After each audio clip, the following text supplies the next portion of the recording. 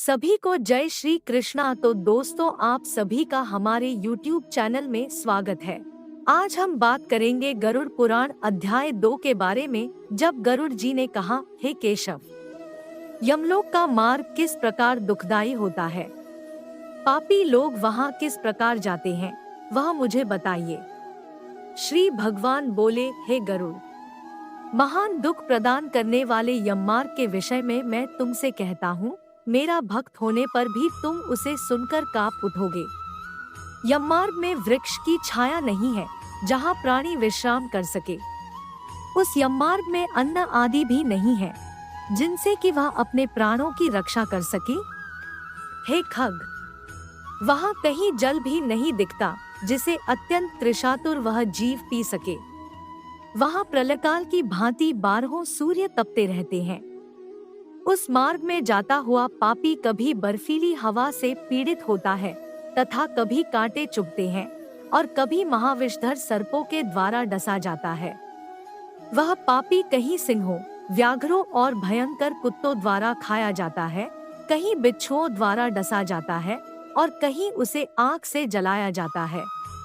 तब कहीं अति भयंकर महान असिपत्रवन नामक नरक में वह पहुंचता है, जो 2000 योजन विस्तार वाला कहा गया है। वह वन कौओं, उल्लुओं, वटों, पक्षी विशेषों, गीधों, सर्गों तथा डांसों से व्याप्त है। उसमें चारों ओर दावाग्नि व्याप्त है। असिपत्र के पत्तों से वह जीव उस वन में छिन्न भिन्न हो जाता है। कहीं अंधे कुएं में गिरता है, कहीं विकट पर्वत से गिरता है, कहीं छुरे की धार पर चलता है तो कहीं कीलों के ऊपर चलता है, कहीं घने अंधकार में गिरता है, कहीं उग्र भय उत्पन्न करने वाले जल में गिरता है, कहीं जोकों से भरे हुए कीचड़ में गिरता है तो कहीं जलते हुए कीचड़ में गिरता है, कहीं तपी हुई बालुका से व्याप्त और कहीं धधकते हुए ताम्रमय मार्ग, कहीं अंगार की राशि और कहीं अत्यधिक धुएं से भरे हुए मार्ग पर उसे चलना पड़ता है।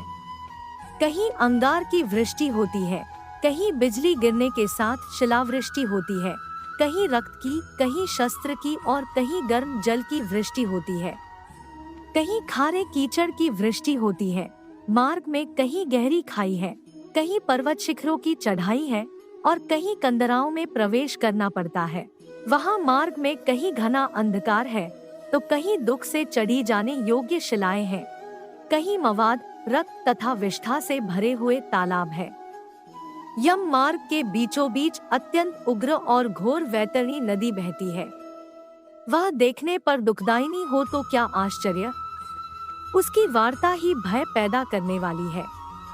वह 100 योजन चौड़ी है, उसमें पूई, पीबमवाद और शोणित रक्त बहते रहते हैं। हड्डियों के समूह से तट बने हैं, अर्थात उसके तट पर हड्डियों का ढेर लगा रहता है। मांस और रक्त के कीचड़ वाली वह नदी दुख से पार की जाने वाली है।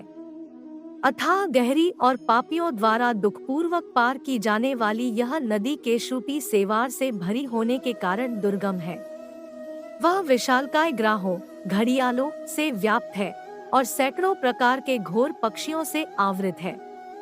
हे गरुड़, आए हुए पापी को देखकर वह नदी ज्वाला और धूम से भरकर कड़ा में रखे घृत की भांति खौलने लगती है। वह नदी सुई के समान मुख वाले भयानक कीड़ों से चारों ओर व्याप्त है। वज्र के समान चोंच वाले बड़े बड़े गीध एवं कौओं से घिरी हुई है।